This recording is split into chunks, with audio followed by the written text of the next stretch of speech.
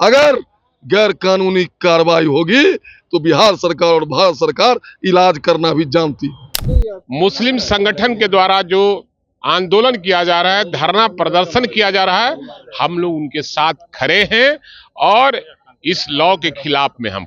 मुस्लिम संगठनों की वक्फ संशोधन विधेयक के खिलाफ प्रदर्शन पर महाभारत छिड़ गई।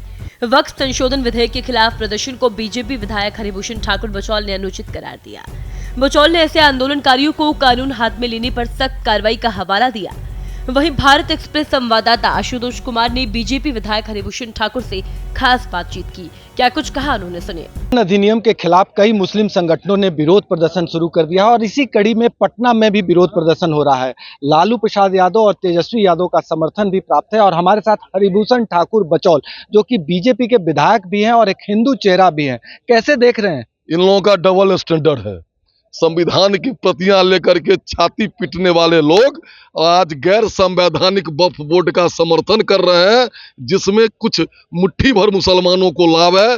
80% पासमानदा गरीब पिछड़ा मुसलमान उससे वंचित है।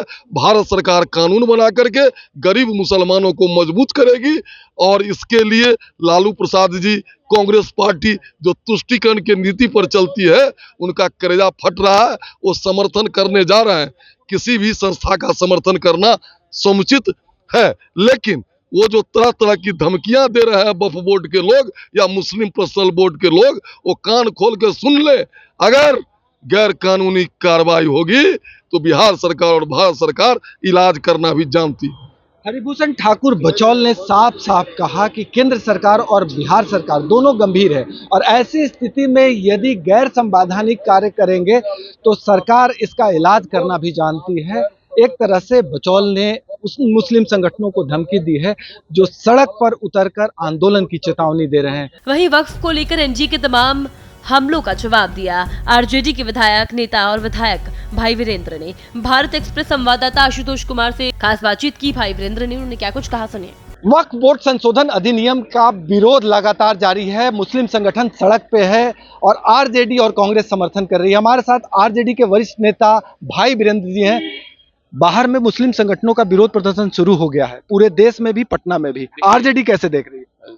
देश गुलाम था, सदियों से गुलाम था। देश की आजादी की लड़ाई हिंदू, मुस्लिम, सिख, ईसाई सबने अपनी जान की कुर्बानी देकर इस देश को आजाद कराया था। और जो आजादी के दिनों में अंग्रेजों का साथ दे रहे थे, वो आज देशभक्त अपने आप को कह रहे हैं।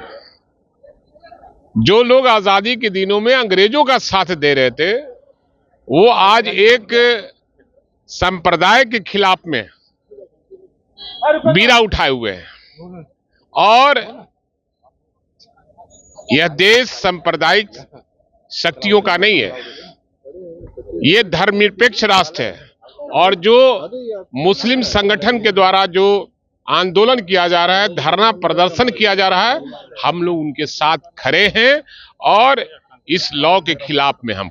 एक सवाल और, बाहर में लालूवाद पर एक पोस्टर लगाया गया है, जंगल राज को दर्शाया गया है, जगह जगह पोस्टर डाल दिए। जितना भी लगाए कोई फर्क पड़ने वाला नहीं है। जनता इस बार निर्णय कर चुकी है कि महागठबंधन के नेता आदरणीय तेजस्वी प्रसाद यादव के नेतृत्व में ये सरकार बनने जा रही है। इसलिए ये लोग हाँफ रहे हैं। हाँफने दीजिए उनको, हाँफने से क्या? जदयू कह रहा है कि सही पोस्टर है।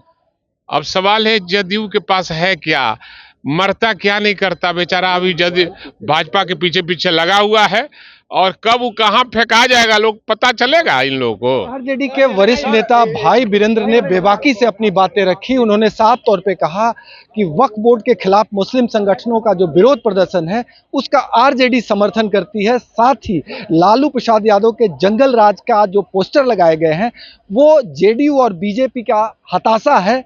तेजस्वी यादव की सरकार बनने वाली है, इसलिए एनडीए हताश है और ऐसी स्थिति में अनाप शनाप पोस्टर का इस्तेमाल किया जा रहा है। सहयोगी कैमरामैन राकेश के साथ भारत एक्सप्रेस के लिए पटना से आशुतोष कुमार।